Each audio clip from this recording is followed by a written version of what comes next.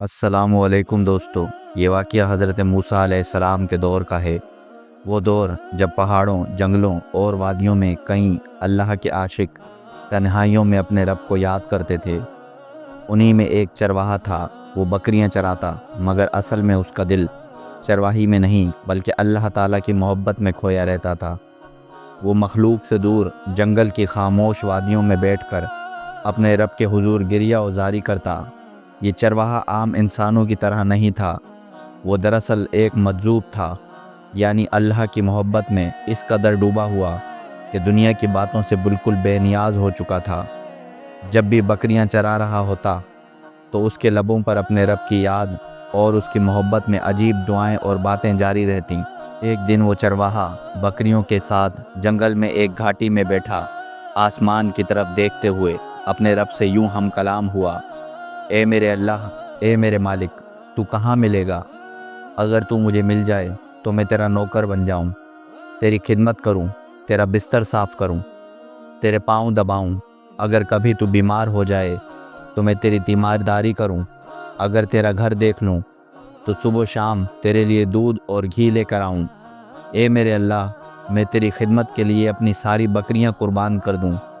یہ بکریاں تو محض بہانہ ہیں، اصل میں میرا دل تیری محبت میں تڑپ رہا ہے۔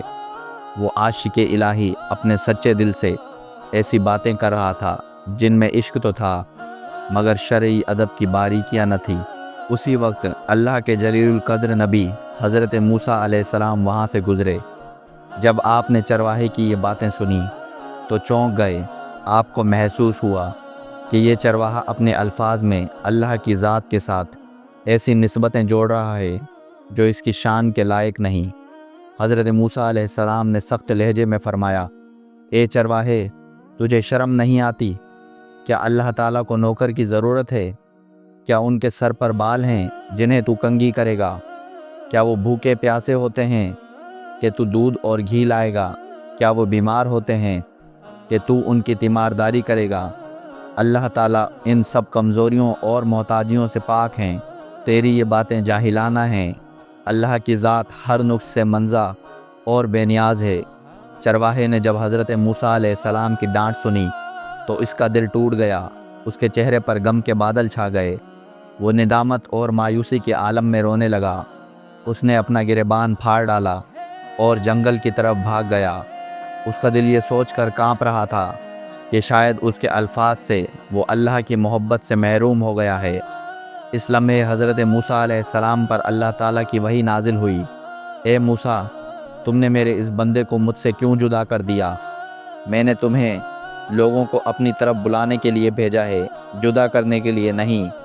تمہارا کام وصل ہے، فصل نہیں، یعنی تمہیں لوگوں کو میرے قریب کرنا ہے، نہ کہ ان کے دل توڑ کر بھگانا۔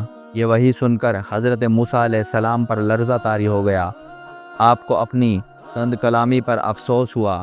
فوراً اس چرواہے کو ڈھونڈنے نکلے۔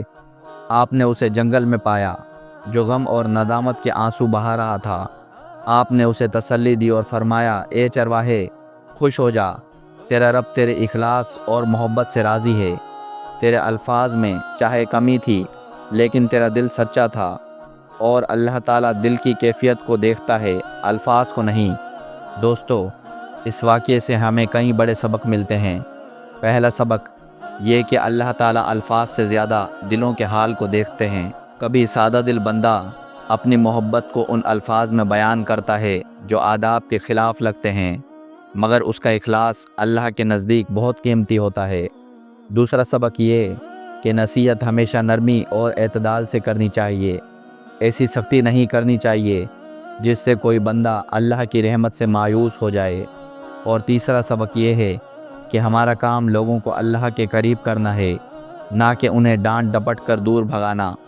اللہ تعالی ہمیں بھی سچا اور مخلص عاشق بنائے، آمین۔